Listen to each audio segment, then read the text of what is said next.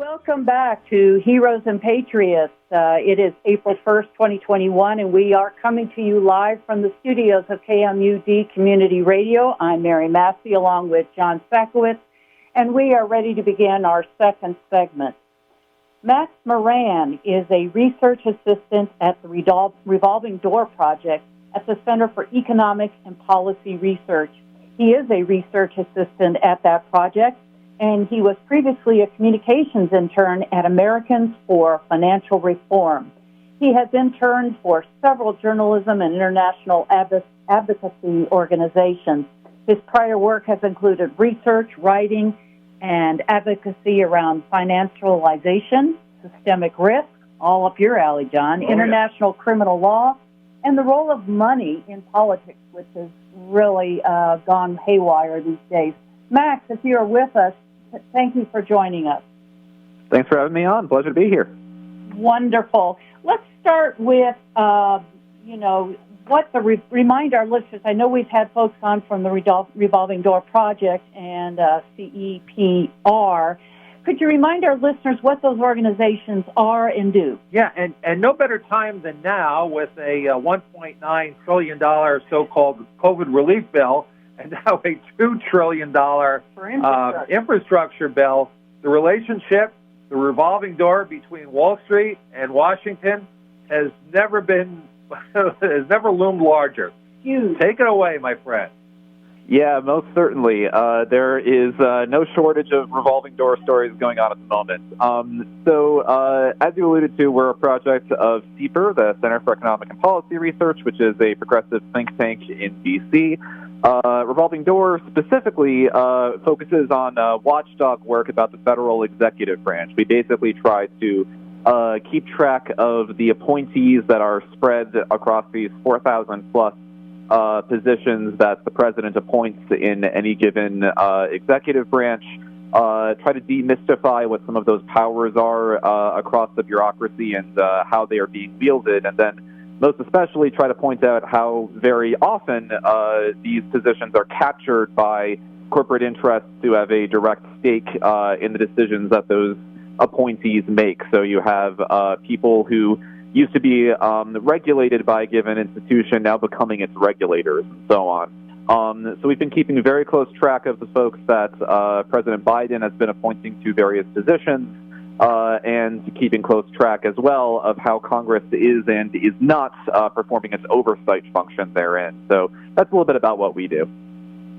Right. And you've written many wonderful articles, and one most recently, a few weeks ago, Public Financial Disclosures Reveal Conflicts of Interest Facing Biden Appointees.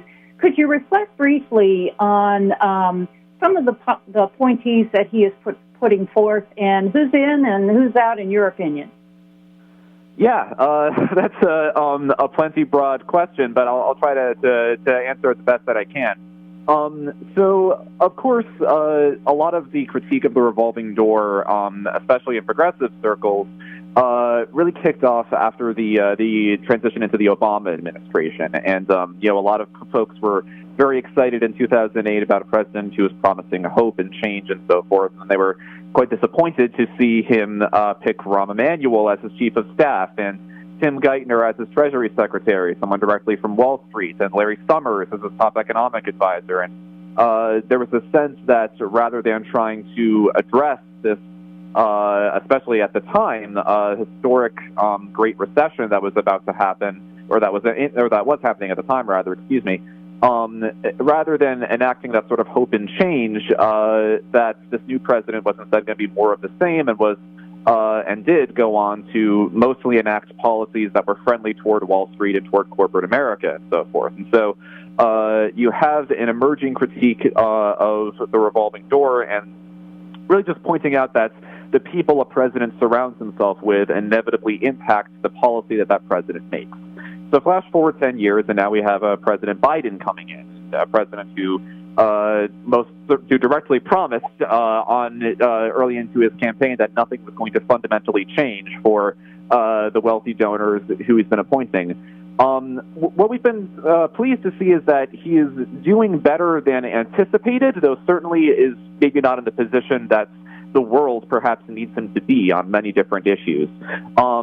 He has made a serious effort with his appointees to, in some ways, try to sort of thread a needle within the Democratic Party. You have the progressive base. You have people who want independent, public-minded governance, who want the government really to be doing things to help them. And then you, of course, have the corporate wing of the Democratic Party, the centrist wing, the wealthy donors, and so forth. Right. A lot of folks were anticipating that Biden was largely going to be a president for those wealthy donors, but if there's one thing that Biden has done across his entire career, it's to basically identify where exactly the middle of the Democratic Party is, where like the safest position for a Democratic politician to be in, and just plant his flag very firmly there. And you're seeing that in a lot of his picks. He has picked some quite progressive folks. We are very pleased to see Lena Khan nominated for the FTC. We're very pleased to see Tim Wu as his competition policy advocate. We're also seeing a lot of very troubling names. Seth Harris, who was one of the sort of intellectual architects of Prop 22, for instance, the horrible anti-worker gig economy bill. He was one of the guys who came up with the ideas behind that, and he's now one of the president's top labor advisors, for instance. So it's this sort of balancing act that he's trying to take on. So far, he's been, again, better than expected, though perhaps not really where a lot of the world needs him to be in order to address all of these multivarious issues that are coming forward. And moreover, we've had some questions and some criticisms of some of the early positions that his administration has staked out. Folks like John Kerry taking a Wall Street private equity titan to be one of his top advisors on climate finance. That makes absolutely no sense whatsoever. But we're keeping a close eye on things and trying to see how things play out. In our last segment, and I hope you were able to listen to it, we were talking with Chip Gibbons about how the Espionage Act was a bipartisan disgrace, a national bipartisan disgrace, that both Republican and Democratic parties just fall behind the war machine in denying due process to whistleblowers who are working with journalists and their sources in blowing the whistle on human rights violations, specifically in the drone program. We talked about that in the last segment. But we also have a bipartisan disgrace when it comes to the revolving door as well. And I offer up one case in point was Biden's initial nominee, or it was a name floated to be to head up the antitrust division at the Department of Justice, Renata Hess, who had worked alongside of Ted Cruz to persuade the Texas Attorney General not to break up Google's monopoly power, et cetera, et cetera. Her husband, Joshua Sullivan, is also an antitrust lawyer. He represents Google. Why would the Biden administration fall behind big data, fall behind Amazon, Facebook, and Google in protecting their They're protecting their respective monopolies. Shouldn't we expect better out of Biden? We certainly should. We most certainly should hope that he is going to be better. That's a very good, very complex question of why you wouldn't see a conflict in here.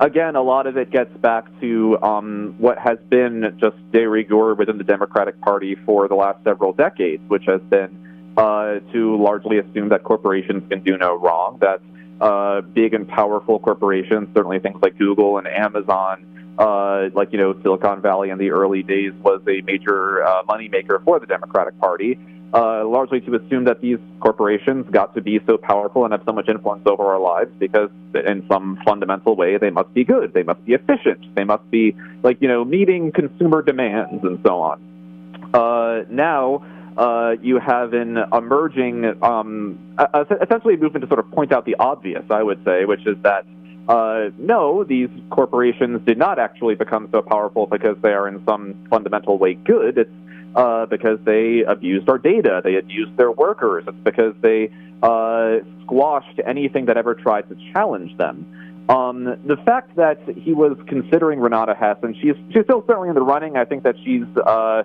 fallen a little bit by the wayside, but there's no shortage of other antitrust lawyers who have her same connections or who have largely her same ideology.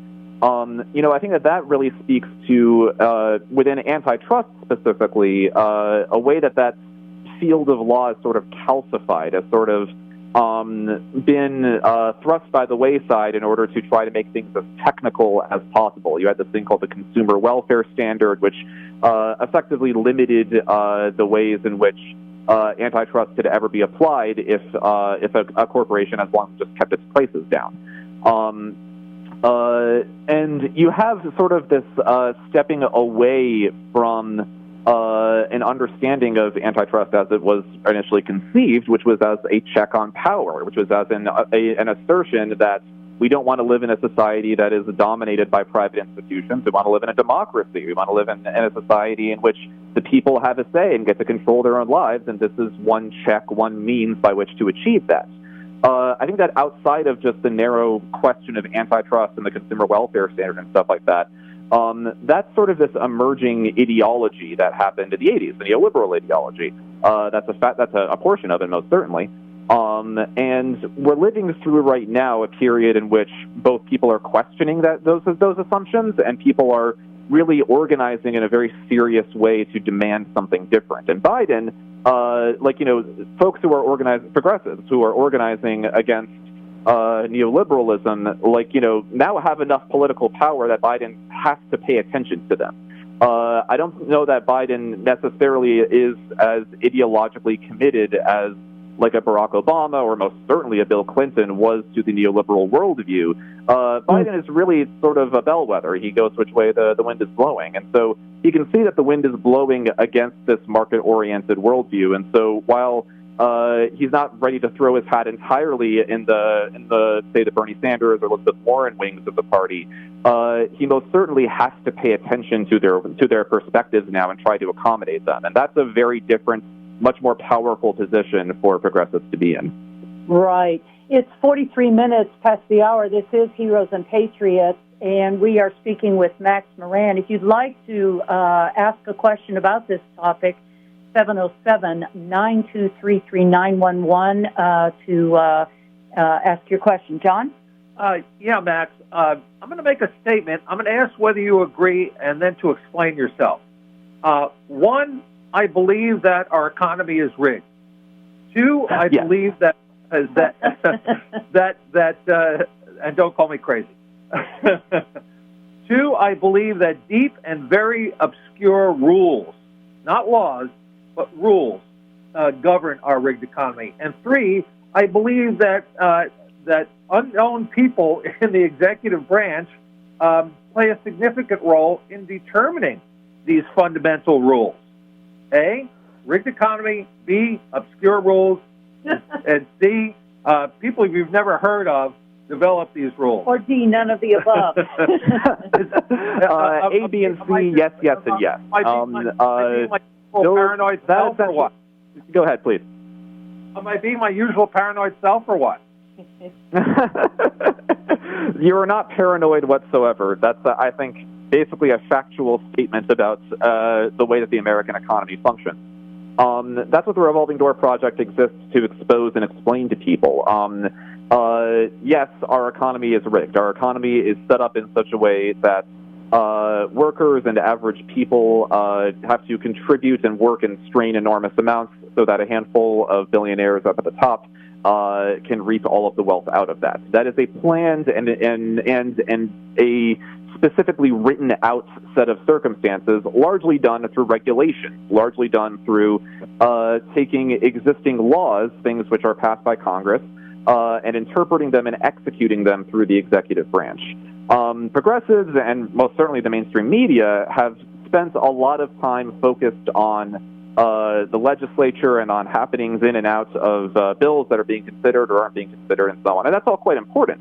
But in terms of what actually sets the rules that you and I live with, in terms of the things that actually influence our lives, a lot of that doesn't happen in Congress. A lot of that happens through appointed positions, through things like the Federal Trade Commission, the various financial regulators and so on, who are taking those existing laws, interpreting them, and writing quite literal rules out of them. And because people haven't paid attention to and haven't fought over those positions in a very long time, corporate America gets to set those rules. And in fact, that's the vast majority, I don't know the majority, but an enormous amount of like corporate America's lobbying, corporate America's dark money, corporate America's work in order to game Washington. It doesn't really go into the legislature. It goes into trying to gain who gets those appointive roles, who gets those regulatory roles, so that they can set those rules in ways that benefit them. It's also a lot easier to set a regulation than it is to pass a law. Passing a law, of course, takes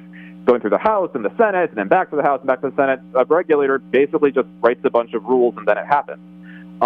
So we very much hope that people who care about economic justice, care about racial justice, care about environmental justice, obviously passing laws is necessary and important, but you also have to pay attention to how those laws are actually executed by the executive branch and especially who is in charge of setting those rules. That's what we hope to accomplish. Right. Back when I worked on Wall Street, we used to call this money, dark pools. And shadow governments control dark pools, not elected governments, shadow governments. And I hold up as Exhibit 1 the semi-independent bureaus of the Federal Reserve System, the Office of the OBM, the Federal Trade Commission, the Treasury Department itself. Again, these are governed by regulations developed by the shadow government. True?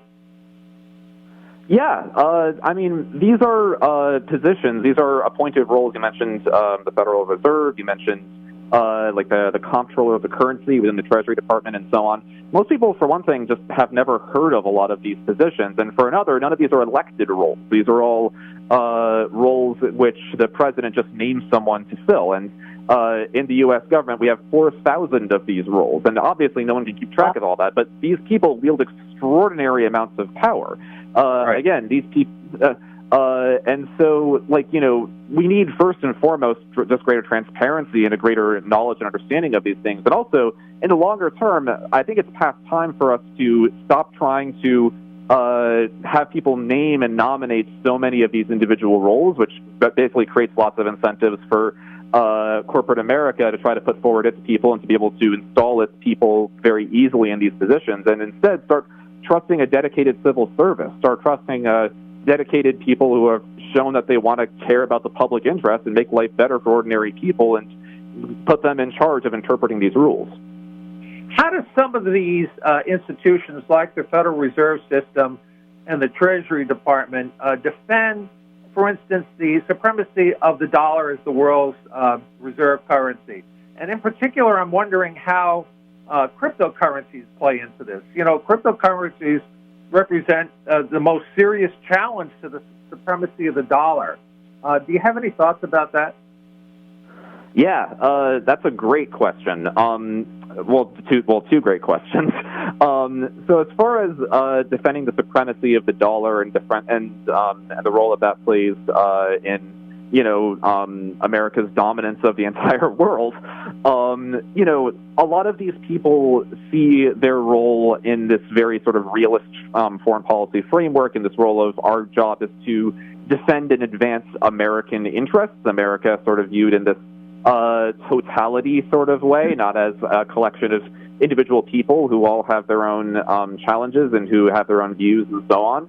And so it is better for America in totality, which is largely to say American corporations, to defend and to have the dollar as the world's go-to currency, even if that doesn't really trickle down in a serious way. Trickle down is an ironic choice of phrase there on my part, to both to benefit like normal Americans or moreover just to benefit the rest of the world.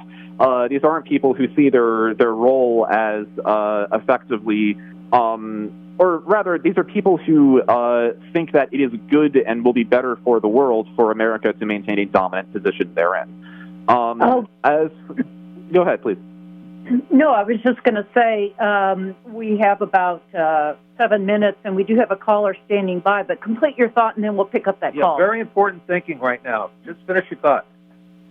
I mean, I'd say just as far as cryptocurrencies go, I think that a lot of the regulatory system and these folks largely view crypto essentially as a new form of an investment, a new form of an asset, not necessarily like a something to be transacted in. They Bitcoin has only so many Bitcoins that exist in the world, and so they're all for that because it's a new way to make money. I don't think that they necessarily see cryptocurrency as a very real challenge to the dominance of the dollar. Wonderful. We're going to take that call now. Caller, if you can hear us, go ahead with your question. Yes, thank you. My question follows up on that, actually, in terms of revolving door with the Defense Department and U.S. and the State Department, and whether this is where Biden is not being centrist but is keeping up the usual policies that then promote American exceptionalism when it comes to the dollar and other policies, and including the war machine. So I'm just wondering if you could talk about that a bit and how you see you might make a difference there in getting a different set of people in place. It's an excellent question. I think that I may have misspoken slightly earlier when I said, or maybe just not been as precise as I could have been earlier when I said that I think he's doing a lot to try to sort of thread this needle. I think that he is trying to thread that needle on domestic issues, on foreign policy, which has always been Biden's sort of baby, the thing which Biden cares the most about. He very much has been keeping up with the Washington Consensus, with the neoliberal frameworks of foreign policy. Anthony Blinken, his Secretary of State, who's basically just a very old friend of Joe Biden's, he led what was basically a shadow lobbying firm called West Exec Advisors. Technically, they were a consultancy for big corporations, but like these types of consultancies in D.C., like when you read that, you should think shadow lobbyists. It's doing everything but the legal definition of lobbying. And he very much has just been keeping on with the normal way of doing things, with American profiteering abroad, with American neocolonialism abroad. As for applying real pressure on the State Department and on U.S. foreign policy to shift things, it's very difficult. It's very tricky because the State Department doesn't really recognize particular constituencies as the people to whom it's directly accountable, not in the same way that a labor department has to be accountable to unions or accountable to workers. I would say most certainly you should obviously be contacting your representatives, be contacting State Department officials. People within the State Department and people within the executive branch bureaucracy are not used to having to hear directly from the public. Most politicians are used to people yelling at them at rallies and so on. Bureaucrats, the people who in many cases actually make the decisions, especially on foreign policy, are not accustomed to that. They're not accustomed to being held directly accountable to the people, and there can be a lot of power in that. We have about 4 minutes remaining, and I wanted to circle back to your comments about the shadow government and dark money. Is this a necessary evil? Is this something that our government really needs? Oh, that is, boy, is that the $1 million question. Has it ever been any other way? Yeah, so there is the answer to that, which is that the United States government has only gotten larger and more complex over time, right. To which a lot of libertarians would say it's time to slash and burn, which would effectively mean yielding any sort of power over our governance and over the world to private institutions. I think that we live in a complex world, and you need people who have specialized knowledge about various factors and various issues. But for one thing, those people need to be accountable to the public, and they need to be people who have shown that they care about the public's interests. And so that's why, again, the civil service is important, and why people need to be watchdogging these appointed roles. I love your website. I refer our listeners to the Revolving Door Project. In particular, I like your spotlight on agencies. again, these agencies like the Federal Deposit Insurance Corporation, the Federal Trade Commission, and the Securities Exchange Commission that very often operate under the radar. I really encourage our listeners to look at the website and to support the Revolving Door Project. Max, take it away. How can listeners participate in some of your initiatives? Well, you can follow us again at therevolvingdoorproject.org. That's therevolvingdoorproject.org. You can also follow us on Twitter at RevolvingDoorDC. That's at RevolvingDoorDC. Well, we have about 2 or 3 minutes. Could you tell, just going forward, what are you particularly going to be watching in the next, say, 6 weeks? Well, for one thing, within the next 6 weeks or so, we come up on the 100-day mark of the Biden presidency, so we will be issuing a little report card on how Biden has done so far at keeping his executive branch free from corporate influence. In terms of jobs that we're specifically watching for, you alluded earlier to the DOJ antitrust position. That is absolutely crucial and indispensable. We are fighting very hard to get someone who actually cares about independently enforcing anti-monopoly law in that position. We're also paying very close attention to who will select for the Patent and Trademark Office and the FDA. I'm sure you're aware that there's a big push right now to have the U.S. waive patent monopolies on our COVID-19 vaccines, essentially so that the developing world doesn't have to wait until 2023 to get vaccinated. A lot of that decision and other fights against Big Pharma are going to come down to the PTO. We'll be fighting very hard to have someone who cares about the public leading the PTO. Do you see any big conflicts of interest with the Biden administration and China? And China? I mean, it's complicated. Again, you have these consultancies, you have these shadow lobbyists who have represented clients around the world, again, largely large corporations. That includes things like Tencent, for instance. I don't know that I can speak with a lot of authority to the China issue in particular, but it's certainly one to be watching. Fair enough. We have been speaking with Max Moran. Max, we just want to thank you for this timely information and for being our guest this last half hour. Thank you, Max. My pleasure. Thank you. Max Moran is a research assistant at the Revolving Door Project at the Center for Economic and Policy Research, and he's given us wonderful information and things to keep our eyes on. Our next program will be the first Thursday in May, or May 6th, from 9 to 10 a.m. here on KMUD. All of you have a wonderful spring season, John. Yes, and thank you for supporting KMUD. Remember, this is your community radio station. Please support this important community resource by becoming a member or an underwriter. Thank you for your support.